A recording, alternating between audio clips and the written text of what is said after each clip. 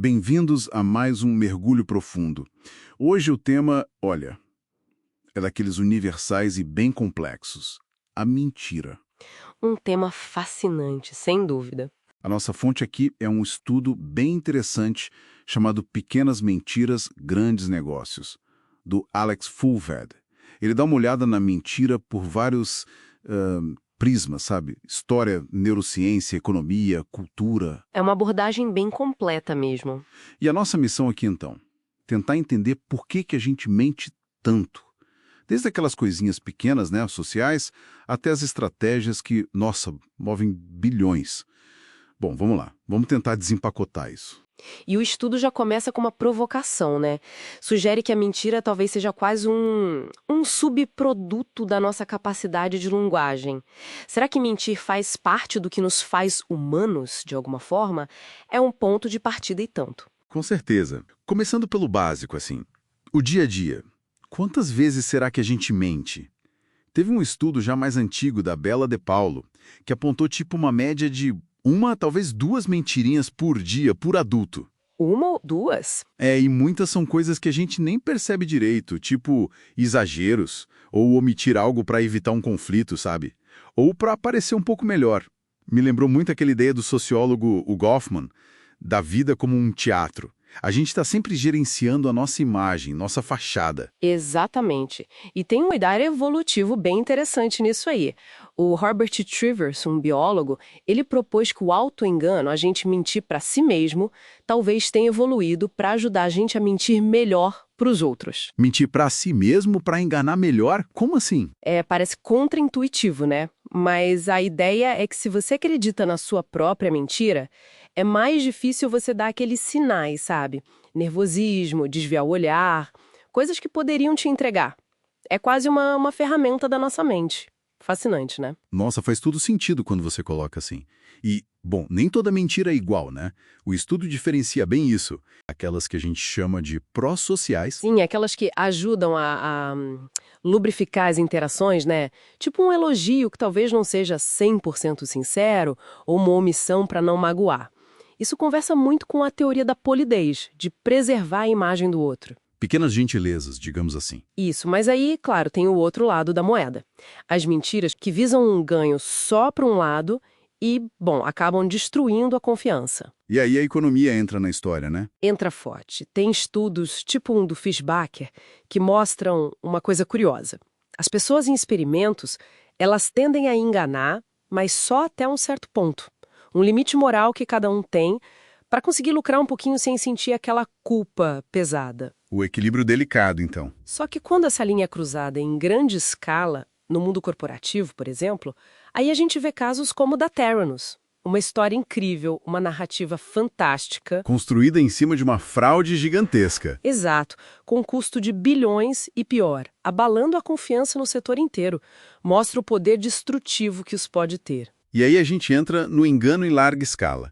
Publicidade, mercados. Isso não é de hoje, né? O Edward Bernays, lá nos anos 20, considerado o pai das relações públicas, já falava desse uso estratégico do engano. Sim, a engenharia do consentimento. Hoje a gente vê isso, sei lá, numa alegação de zero açúcar, que esconde outros adoçantes tão calóricos quanto. Ou o famoso greenwashing, empresas que se vendem como super sustentáveis, mas na prática... A realidade é outra. Muitas vezes é uma questão de framing, de como você apresenta a informação, né? É a venda de um estilo de vida, muitas vezes. E isso se conecta com o poder daquela mentira grande, um conceito que foi usado na política, e hoje a gente vê reembalado no mundo corporativo. Tipo relatórios de ESG, ambiental, social e governança, que às vezes são mais maquiagem do que compromisso real. Com certeza. E na era digital, então, isso ganha uma dimensão assustadora. As fake news, a gente já sabe que elas se espalham mais rápido que notícia verdadeira. Tem pesquisa sobre isso. E agora os deepfakes começando a borrar a linha do que a gente percebe como real. É um desafio novo para a nossa percepção da realidade. E essa coisa de mentir, será que varia muito de cultura para cultura? O estudo toca nisso também? Toca sim. Parece que a forma e talvez a frequência variam. O Levine fez comparações interessantes entre países. No Japão, por exemplo, tem aquela distinção bem conhecida entre o tatemae, que é a fachada social, aquilo que você mostra em público, Uhum. e o one, que seria a verdade interna, os sentimentos reais, mais privados. É culturalmente aceito ter essas duas caras. Exato. Uma forma de navegar a complexidade social. É fascinante como a cultura molda até isso. E o cérebro, como reage? Boa pergunta. Olha, estudos com ressonância magnética funcional, o fMRI, mostram que áreas ligadas ao controle executivo, tipo o córtex pré-frontal, ficam mais ativas quando a gente mente. Basicamente, exige mais esforço mental do que dizer a verdade. Tem que pensar mais para mentir. É por aí. O Paul Ekman ficou famoso por estudar microexpressões faciais, aqueles sinais rápidos que poderiam indicar uma mentira. Mas a verdade é que detectar mentiras é bem difícil. A precisão fica ali nos 60%, 70%, na melhor das hipóteses. Não é infalível. Longe disso, então. E aí volta aquela questão do auto-engano. Ele parece ajudar a reduzir a tal da dissonância cognitiva, aquele desconforto que a gente sente quando age contra o que acredita.